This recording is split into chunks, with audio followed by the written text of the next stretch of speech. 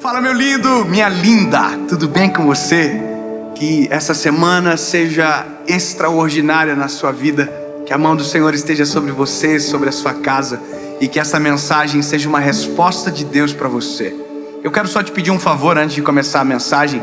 Curte o vídeo, é bem rapidinho. Por que curtir? Bom, quando você curte, o YouTube entende que é um conteúdo relevante e manda para mais pessoas. Compartilha, manda nos grupos de WhatsApp. E se você ainda não é inscrito no canal, se inscreve. Toda segunda-feira, 7 horas da manhã, tem uma palavra de Deus para você por aqui. Nosso sonho é chegar a 10 milhões de pessoas. Me ajuda, faça isso se é possível. Quanto mais gente ouvindo, melhor. E o nome de Jesus é glorificado. Vamos pro vídeo.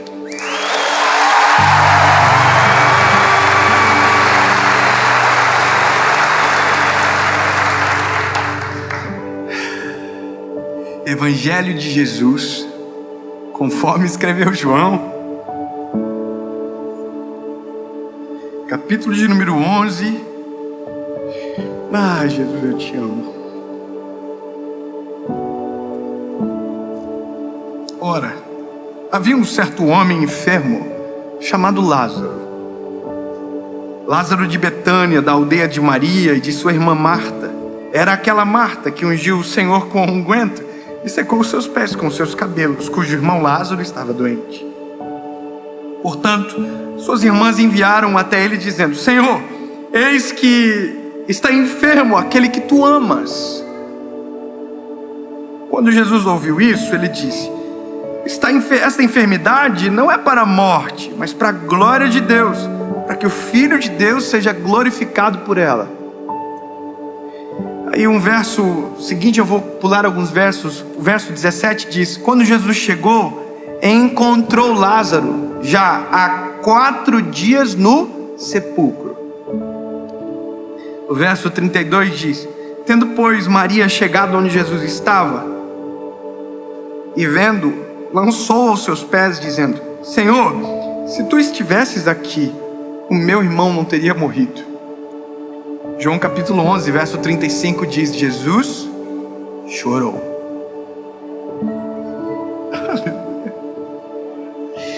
Nada é impossível. Nada é impossível, nada. Aí o verso 37 diz: e alguns deles disseram: não podia este homem que abriu os olhos do cego fazer também com que este homem não morresse? Todos eles estão só falando de uma coisa: da cura da doença. Eles não estão crendo na possibilidade de uma ressurreição. Todos eles estão dizendo, Marta está dizendo, Maria está dizendo: se o Senhor tivesse chegado antes, meu irmão não teria morrido. Ela está dizendo: você tem poder para curar a doença. O que eles não sabem é que Deus tem poder para ressuscitar. Aleluia. Sabe, os homens que estão à volta, os judeus,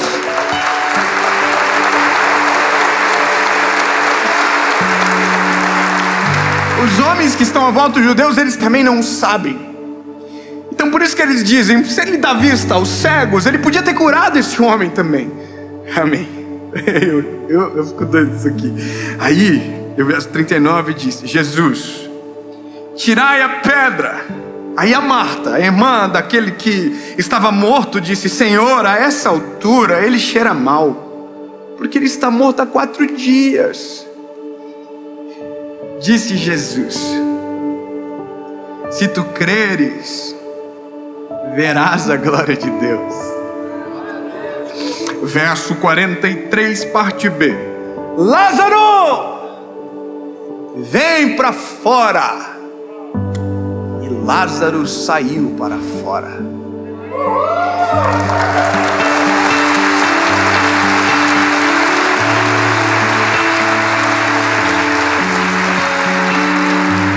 A nossa fé em Deus, ela é mensurada pelo nível das nossas experiências e porque os nossos olhos viram alguma coisa.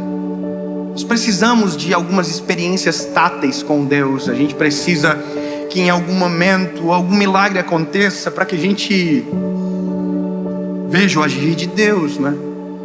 Só que tem milagres e milagres. Tem milagres grandes, milagres pequenos. Mas o fato de ser milagre é você não conseguir explicar por que e como aconteceu. Todas as vezes que Deus fez um milagre com a minha vida, com a minha família, foi milagre porque não tinha como explicar como. E por isso chamamos de milagre. Só que a nossa fé, ela precisa ser alimentada, precisa ser nutrida. Em algum momento ela vai precisar de estímulos externos, outros espirituais, a gente sempre vai precisar. Agora, a nossa noção do poder de Deus, às vezes está muito limitado ao que a gente viu até agora, ou aquilo que a gente viveu até o presente momento, ou talvez as pequenas experiências do que talvez alguém nos contou, mas que nunca foi a nossa realidade. E eu vou te dizer, a maioria das pessoas nutrem a fé com Deus a partir da experiência do que os outros viveram, nunca daquilo que elas viveram. A minha oração sempre é: Jesus, que a minha geração tenha uma experiência contigo, porque uma experiência com Deus genuína, ela nos marca para sempre. Marca muito mais do que uma palavra pregada por alguém, marca muito mais do que uma história impactante de alguém. Não, muito melhor do que você ouviu que alguém Jesus curou, é melhor que Jesus cure você, entende? É melhor que você viva esse milagre. Então todas as calamidades que muitas das vezes acontecem na nossa vida e que a gente pensa que é para o fim, na verdade às vezes são para a glória de Deus, sempre é para a glória de Deus. Mas a gente não a provoca, a gente não crê, a gente não sabe de verdade, pensa que não dá, para aquilo não precisa, para aquilo é impossível. Então quando a Bíblia começa contando uma história de alguém que Jesus ama e que é Lázaro, a gente tem toda uma narrativa que constrói o que Deus pode fazer e o que Deus não pode fazer. É muito bom. Ah, Jesus, eu te amo. Eu vou falar de novo. O que Deus pode fazer e o que Deus não pode fazer, está escrito aqui. Você vai dizer: Dave, o que Deus pode fazer? Eu sei, você leu. Deus pode tudo. Mas o que Deus não pode fazer, se Ele pode tudo? Ele não pode ignorar. Não porque não pode, porque não consegue resistir a um coração contrito e quebrantado.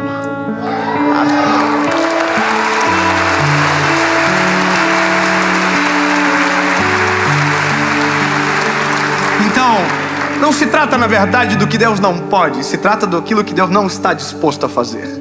Deus não está disposto a ignorar a oração de um justo. Deus não está disposto a ignorar a perda de um amado amigo. Deus não está disposto a ver os judeus chorando, Marta chorando, Maria chorando. Sabe, Maria e Marta, uma delas, lembra, ungiu os pés de Jesus e secou com os cabelos. Então Jesus vê aquilo chorando, ela dele chorando, e a Bíblia diz que Jesus chorou. Porque, sabe, perturbou o seu coração. E não porque não podia curar, não porque não podia ressuscitar, mas porque aquilo para ele era muito agudo para as emoções. Isso para mim é confortante, porque mostra que o Deus que a gente serve não é distante, Ele é empático, Ele é presente.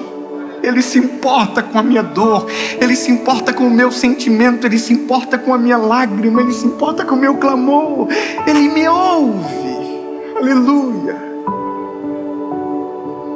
Eu quero que você entenda isso da maneira melhor possível.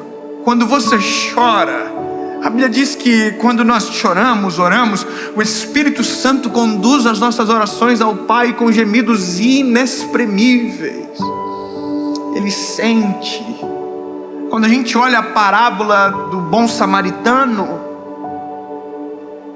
o bom samaritano é Jesus, que se importa com a ferida, que se importa com a dor, que que ajuda. Então, partindo desse pressuposto, não há uma oração que Deus não ouve, não há impossíveis para Deus, não há nada que Ele não possa fazer. Só que essa percepção, ela precisa ser resgatada, principalmente na hora que o impossível se apresenta na nossa frente. Porque enquanto tudo está bem, enquanto tudo está dando certo, dizer que Deus é o Deus do impossível é possível. Mas quando o impossível se apresenta, parece impossível dizer que Deus é o Deus do impossível. Eu vou falar que isso é nas coisas simples, nas coisas profundas. Eu conheço Deus do impossível de verdade. Quando eu comecei a ler, o meu espírito resgatou uma memória longa e antiga minha. Aliás, essa semana é uma semana que eu fico muito sensível à voz do Espírito Santo, porque preciso muito também para a série. E algumas orações foram me recordadas enquanto eu orava. Engraçado isso. Deus me fez lembrar de uma oração quando eu era dos jovens da minha igreja. Eu me lembrei, sabe quando você é transportado para um lugar e você consegue vislumbrar tudo, como foi, como aconteceu, e parece que você está vivendo aquilo de novo? Eu estava dentro da igreja e as crianças começaram a cantar aquela canção que diz: grande, tão grande, alto, tão alto, fundo, profundo, é maior que o mundo. Lembra? Essa música não, só eu que lembro. É uma música que fala do amor de Deus, que é grande, mas cabe no nosso coração. E as crianças estavam cantando essa canção, e as crianças estavam cantando, fazendo coreografia, e eu no banco senti uma presença de Deus tão grande, que eu parecia uma criancinha pequena na igreja. Eu chorava, falava em línguas, glorificava o Senhor. E no final daquilo eu olhei para as crianças e eu disse: Jesus, que um dia os meus olhos possam ver os meus filhos te adorando.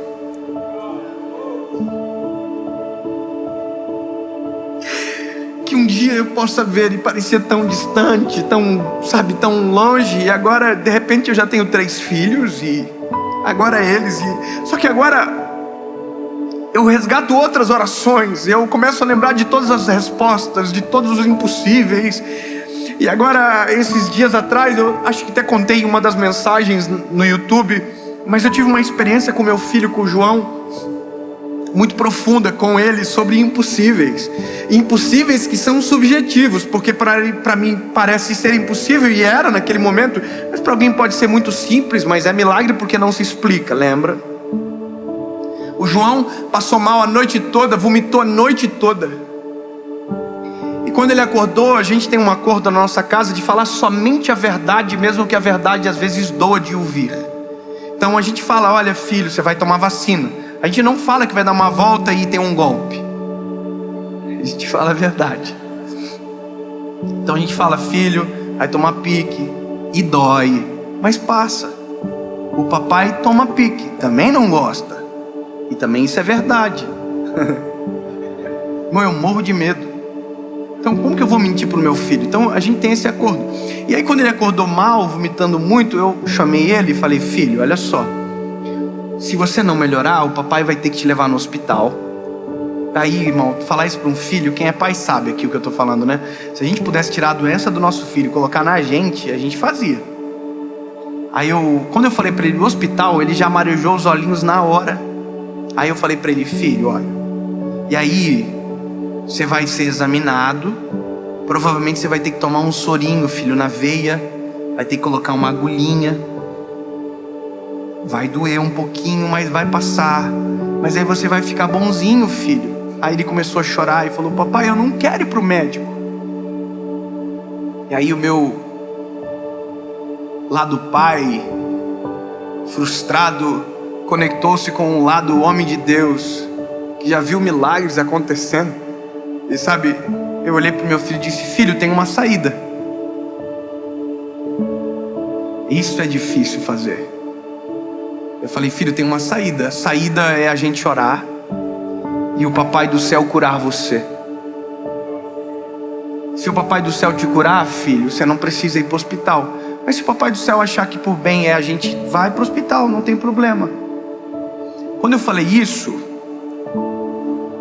passou um filme na minha cabeça de todas as vezes que Deus se mostrou para mim, de todos os milagres que eu já vivi. Só que agora era o meu filho que precisava de um milagre, pequeno, mas precisava. E aí eu falei: vamos orar com o papai, ele já sabe como funciona. Ele fechou o olhinho e ele falou isso aqui: papai do céu, cura eu. E eu disse: Deus, me permite te apresentar ao meu filho dessa maneira. me permite que o meu filho, Senhor, te conheça de primeira como um Deus que cura, que faz milagre, em nome de Jesus. Amém. Eu disse amém, e o meu filho disse amém, e na hora, imediatamente o semblante do meu filho mudou, a cor reestabeleceu, e ele olhou para mim e disse: papai, eu tô bom.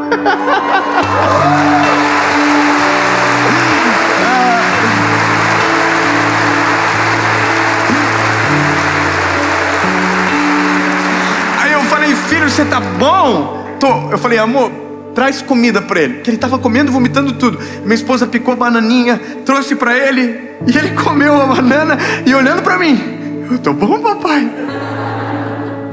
E aquela consciência dominou ele. Jesus me curou.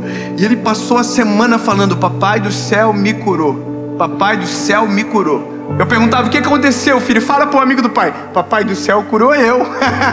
Sabe, papai do céu curou eu, até o dia que o Noah ficou doente. E sabe o que ele me disse? Papai, ora pelo Noah. Isso é um exercício. Vai ter vezes que Deus vai achar melhor não. Eu não sei quando, não sei como, mas de uma coisa eu posso sempre fazer: pedir, clamar. Sabe, Senhor, tu podes. Só que aí que mora o problema. É que às vezes a gente crê para isso, mas para aquilo que é maior a gente não acredita. E isso é o cenário do texto. É o que Marta, é o que Maria está dizendo: Jesus, o Senhor está atrasado para um milagre que o Senhor poderia fazer. Eu queria que o Senhor curasse, e agora já não dá mais para curar, porque ele está morto. Os judeus disseram a mesma coisa. Se ele cura cegos, ele poderia muito bem ter curado, mas ele chegou atrasado. E o homem já morreu. Aí Jesus diz: não, eu vou resolver. E mesmo Jesus presente, dizendo que vai resolver, que vai ressuscitar, Marta diz: não, Senhor, mas ele já está 4 dias morto, já deve estar fedendo. Não. Grava o que eu vou dizer para você. Para Deus nada é impossível. Não existe áreas da sua vida que Ele não possa ressuscitar e trazer a vida novamente. Não tem nada que foi sepultado há 3 dias, 4 dias, que Ele não possa vir e dizer: saia para fora, porque para Ele nada é impossível. Lembre-se, Deus pode tudo, mas nós só saberemos se ao invés de desistirmos, clamarmos por socorro. Se ao invés de abandonarmos, dizermos: Deus nos socorre. E Deus é socorro bem presente no dia da tribulação. Então, se está morto, há uma possibilidade de ressurreição. Se está doente, há uma possibilidade de cura. Se está desanimado, há uma possibilidade de um reânimo. Mas tudo depende do clamor e da resposta. Mas a resposta vem do Senhor. E você vai ver que aquilo que eu estou falando é verdade. Nada é impossível. Jesus olhou e disse: removam a pedra. Removam. E eles removeram a pedra. Eu imagino que quem está... Eu fico imaginando, isso para mim é inerente da mensagem. Imaginar a cabeça, os olhos, a expectativa de todo mundo que está ali fora. Eles estão todos assim.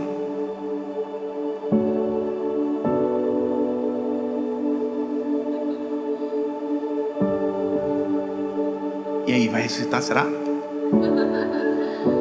Será que essa pedra é pesada? Depois vão ter que fechar de novo, né? E se ele não vir para fora? E se não rolar? É por isso que a gente não provoca os milagres. É por isso que a gente não clama. Porque a gente diz: e se ele não quiser? E se ele não responder? E se ele não curasse meu filho? E aí? Entende? A vergonha impede a nossa fé de provocar o extraordinário. Não tenha vergonha. Se Deus não quiser, Ele não quis, mas você fez a sua parte de pedir. Você fez a sua parte de clamar. Você fez a sua parte de dizer: Deus, haja a meu favor. Talvez não seja agora, talvez seja depois de amanhã, talvez seja depois de 4 dias. ela já tinha pedido para Jesus ir até ela. Jesus não foi na hora que ela pediu. Ela já havia dito: Jesus, ela mandou um mensageiro, o irmão que você sabe, você ama ele está doente, venha. Aí Jesus não foi no primeiro, não foi no segundo. Ou seja, a primeira oração não foi atendida, porque havia milagre maior para acontecer. E que o milagre, quanto maior, mais glorifica o nome do Senhor. Eu sei que na corrida do milagre a gente às vezes não tem paciência, a gente não quer esperar, mas sim, Deus pode. E sim, esperar pode valer muito a pena, clamar vale a pena. A história termina com Jesus chegando aparentemente atrasado. Oh, lindo! Às vezes nós preparamos um cenário para que Jesus chegasse na nossa história, e a gente tem a impressão que Ele está atrasado porque não chegou na hora que a gente programou. Nós oramos e na hora que oramos Deus não respondeu, e a gente tem a ideia que talvez Ele nunca mais responda. Não esqueça que a gente age dentro de um tempo, Deus age dentro de outro tempo. Se o nosso é o Cronos, o tic-tac, do Deus é o Kairos, é eterno e é perfeito. A gente quer para agora, mas talvez Deus saiba que o melhor é amanhã, e a gente só vai descobrir quando chegar amanhã. Portanto, confie no Senhor. E eu repito para você, não existe nada impossível, nada morto que Ele não possa ressuscitar. Os sonhos, as famílias, os corações, em nome de Jesus. Em nome de Jesus.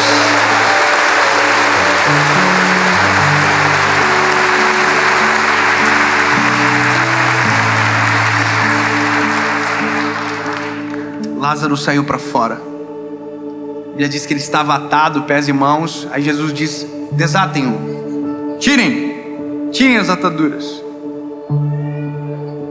E o final é: todos que estavam naquele lugar saíram estupefatos com o que viram. E aí aconteceu um fenômeno: alguns creram nele para a salvação. Alguns creram, mas outros não creram. Mesmo vendo o milagre acontecer, foram denunciar Jesus. Lembra da crítica? Lembra? Lindo. Mesmo do bom sempre vai ter alguém que vai tentar encontrar um defeito. Mas a questão mais importante, que eu termino a história aqui, é que quando eu chego no final da história de Lázaro, entendo que tudo que Deus faz tem um propósito maior do que o próprio Lázaro, que é a glória do seu nome. Deus não curou o meu filho porque ele é melhor do que o filho de alguém aqui. Deus curou o meu filho para a glória dele. E hoje eu estou falando aqui para a glória dele. E é por conta de que é para a glória dele que talvez você vá para casa e no dia da angústia você vai clamar e vai viver o teu milagre também. E lembre-se, vai ser para a glória dele. Tudo é para ele.